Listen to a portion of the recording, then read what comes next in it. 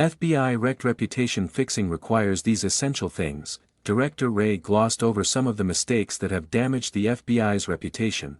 The FBI is not the revered institution it once was, but it can be again. I was an FBI special agent for more than 12 years and considered it a calling until I walked away at the end of last year.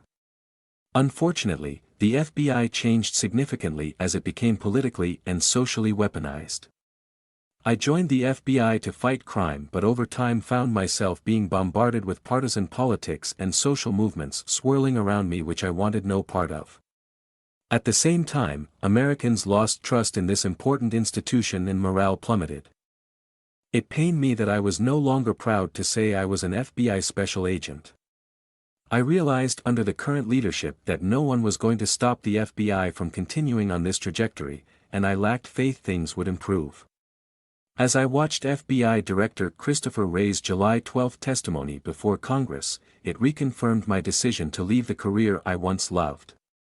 He entirely glossed over the glaringly detrimental mistakes of some within the FBI that have damaged the reputation of the entire organization. It is tough to do your job when you are no longer supported or respected by those you are entrusted to protect and serve. Unless Wray admits there are ongoing politicization problems at the Bureau and holds the culprits accountable, nothing will change. According to Wray, everything at the FBI is functioning as it should and there are no issues to address. He believes if you perceive the agency in a negative light, it's because the media is publishing inaccurate clickbait focusing on only one or two issues. Wray is adamant that the politicization at the FBI under his predecessor is no longer occurring during his tenure. However, millions of Americans and many retired and current FBI employees respectfully disagree with his assessment that all is well at the Bureau. They are aware that offenders within the agency are contributing to the current weaponization of our federal government. This has been seen in the FBI's involvement in the censorship of Americans through big tech. Misuse of FISA, subservience to the Department of Justice's demands, blatant disparate treatment of individuals in investigations based on their political affiliation or social views, suppression of information or investigations related to the Biden family's foreign business dealings, and other notable actions.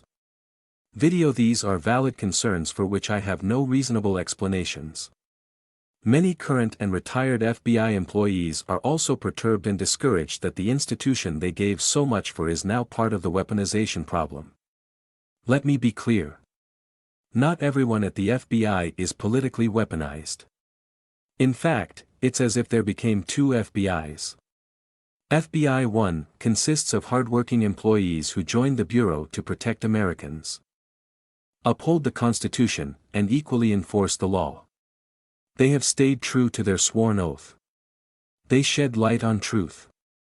Their personal views are set aside as they diligently work to conduct investigations by the book and solve crimes by following the evidence wherever it may go. FBI 1 constitutes the majority of the FBI.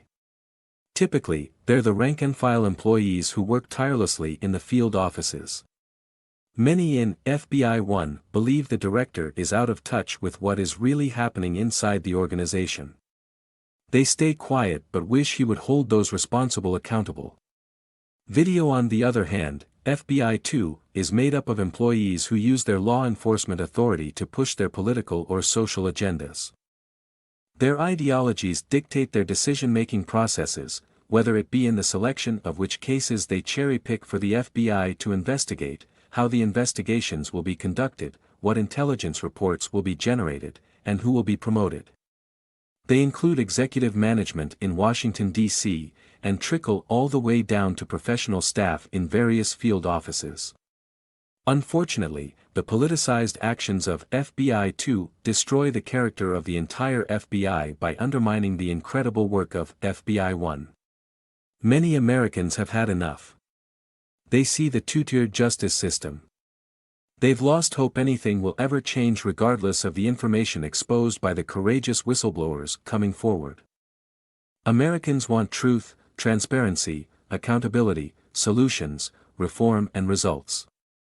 And until that occurs, they will understandably tune out anything positive the FBI is doing and distrust the entire institution. However, millions of Americans and many retired and current FBI employees respectfully disagree with his assessment that all is well at the Bureau. They are aware that offenders within the agency are contributing to the current weaponization of our federal government. There are calls to abolish the FBI.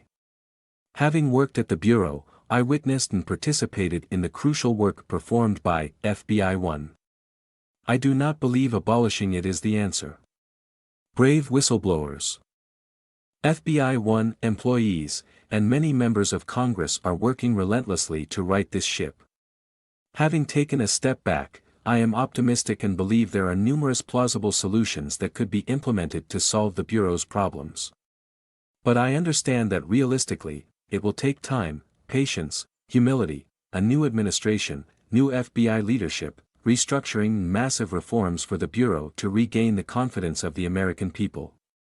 Respectable current and retired Bureau employees love this country and will not allow their FBI to capitulate to political and social movements. Americans deserve better. I am hopeful that the Bureau will survive this difficult moment in its history. Where there's a will, there's a way. And for the honorable employees at the FBI, keep holding the line with fidelity, bravery and integrity.